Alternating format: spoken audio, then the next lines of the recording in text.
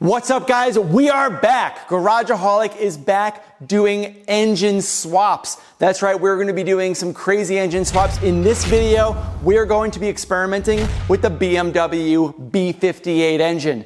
And we're going to be putting it into an E46.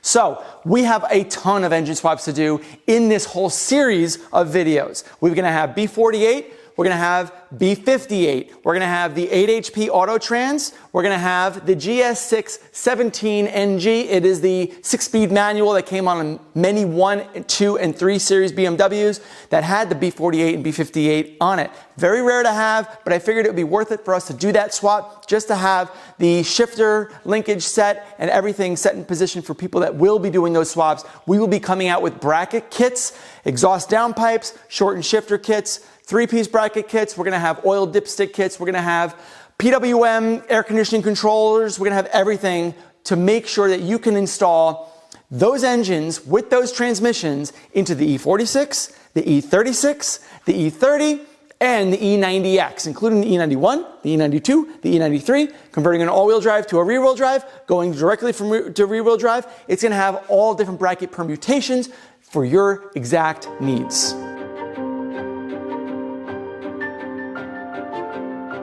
So we are going to be doing a litany of different permutations of engine swaps here. We're going to have 4 chassis, 2 different transmissions, and 2 different engines. It's going to yield a whole bunch of different products that we're going to be able to sell before the end of 2025, and I can't wait to talk to you about them. First, we've got an 8 HP 50. This is an 8 HP 50 where the starter is down below, not up above inside the intake manifold. It is actually down here, so you need the right bolt pattern for bolting onto the B48 and the B58. So these are very valuable engines, valuable transmissions, and they're very, very powerful. They can handle a lot of torque, which is why we've decided to go with the Turbolamic TCU. We've got the entire kit with the harness. It has the little circuit board in there that we need to update and refresh inside of here. That's going to be for another time. But the goal here with this transmission is to utilize the clutch pedal as getting into your first gear, which is going to be pretty cool. You can use it for drag racing or drifting or whatever you want to do. It allows you to use that clutch pedal as a potentiometer input to the TCU, which is really cool. We're also going to be using an F25 gear selector, which again has connections directly from the harness on the Turbolamic TCU that allows you to operate this just like a normal BMW. And in order to install it, we've got a custom 3D printed bracket that allows you to take that and install it directly into wherever you want to install it to. So it's got mounting holes on the bracket. The mounting holes in the bracket also correspond to the mounting holes on here. And what is an awesome swap without using an F25 steering wheel with paddle shifters that we will be utilizing as, again, inputs to do manual shifting on this 8 HP.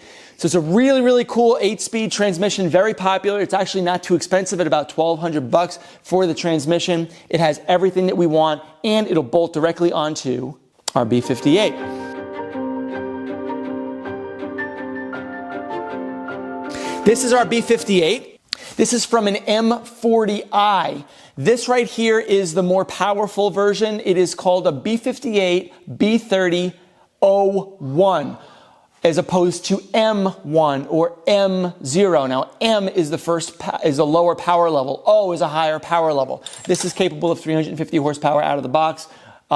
Even more than that. Obviously, as you know, the B58s can handle up to 1,000 horsepower. We might tune it to that. We're not sure. But you can tell right off the bat that it's the bigger, better, stronger Gen 2 version of the B58 because it's got the bigger turbo that has inlets, outlets from all 6 individual exhaust ports individually, as opposed to the 6 into 2, and that goes out to that. This is actually a much more capable engine, and we converted it to rear-wheel drive, so it's got a rear-wheel drive oil pan, and we shaved the 2 ribs underneath to clear the subframe and the steering rack on our applications, and we're just going to see how it fits.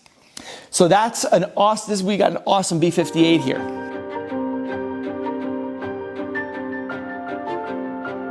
The second transmission that we've got here is a GS6. This is a ZF 6-speed transmission. It's capable of probably about 400 foot-pounds of torque. This is a 6-speed that came from a 230i. This was from a B48 application, but the transmission bell housing is exactly the same as that of the B48 and the B58. This kit that I bought includes the flywheel, the clutch, the pressure plate, hardware. I've also got the shifter for it as well, which we'll modify and shorten as needed. And we've got our manual pedal, which is literally the same E46 pedal that we need. So this here will have its own custom engine transmission bracket and a shortened shifter.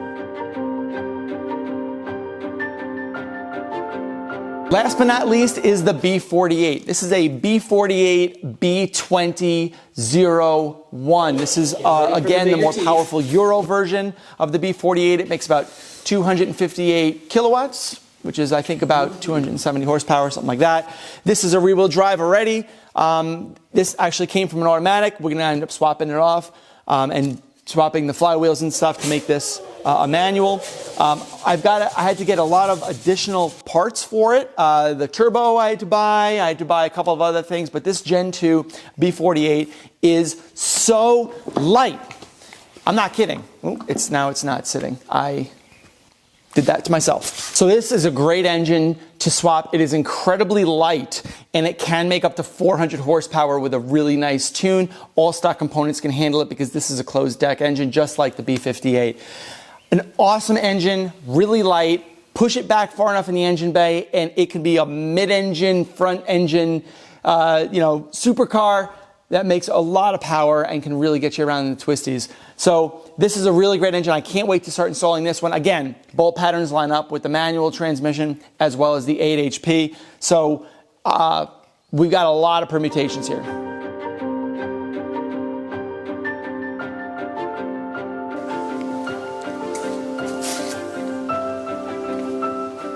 So first we're going with the 8 HP bolted onto the B58, and we're going to be doing it in this E46. This is a convertible. This is a piece of shit, but we're using it for mocking purposes. We're getting brackets, we're getting mounts for you guys. That's what we're doing here. So that's what we're trying to do with this car, is to just get the brackets needed, get the engine in, and figure out where everything sits and identify for you where those issues might be.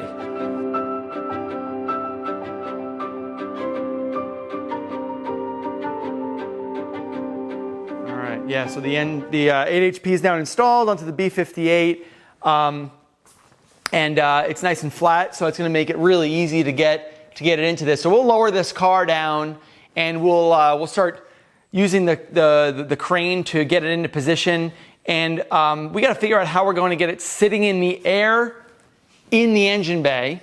So you might be wondering, what is this white stuff that's sprayed on here? Now, let me give you a little bit of a history on that, on how this happened and why we are where we are. So for the best performance, you really want to use a self-subliming spray. It allows the most amount of refractions to allow the 3D scanner to pick up every little undulation and feature of the thing that you're trying to scan.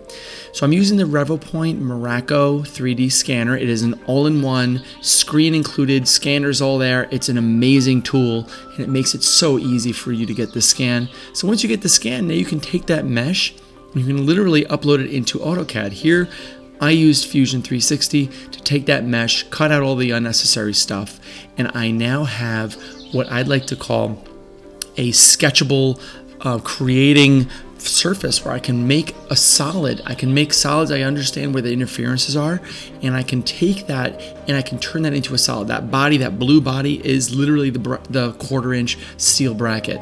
For the purposes of the rest of the demonstration, I used a B48 bracket here to get it printed, but we used Anycubic Cobra to use and slicer software there to get this thing printed up, and it worked really well. We've got all of our little spacers in there too.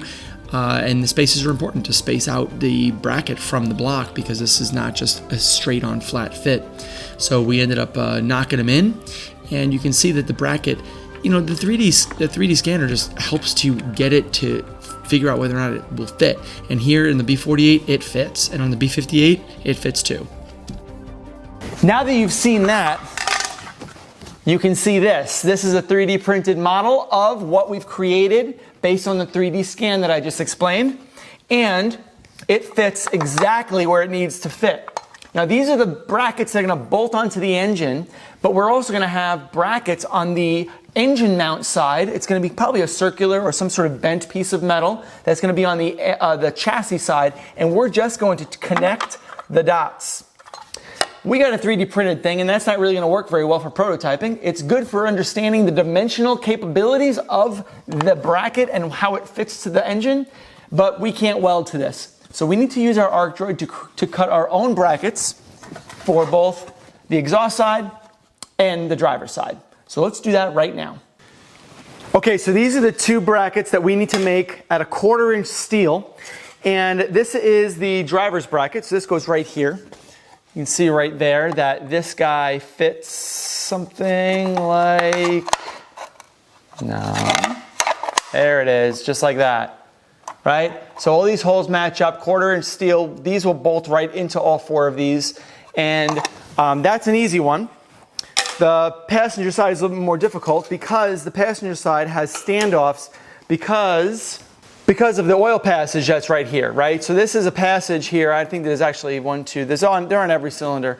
And this is actually, the top 2 are inset more, about like 15 millimeters, so you need spacers on those, and then these are going to end up sitting flush on the bottom. So we're going to have 4 bolts that we're going to be utilizing for this setup, and that requires us to use spacers. So I've gotten the right type of spacer material. I'm going to have the brackets cut at the right diameter here so that it actually fits, and then we'll just end up welding it on, and then we have a full complete bracket on the exhaust side. So we got folders here, and we've also got the files, so I kind of got them in different locations here. What we want is DXF millimeters, and we want B58 passenger, right? B58 passenger, and there it is. So that's the location. We need to find the home, we need to set it center, and we need to make sure that we're getting the inside and outside cuts appropriately. And then we're gonna feign it. We're gonna start doing it without actually cutting it, and then we'll actually cut it. Sorry, we're doing the driver's side, so we're gonna be doing this one instead. That one's the first one we're gonna be doing because it's easier, and we'll know that the capabilities of the arc droid can actually cut this thing exactly the way we want it. Okay, so now run it. With the torch off. Looks like it's starting right over there with that hole, and it's doing it. Moving over to the other hole. So I think we're in good shape, and we can probably cut it.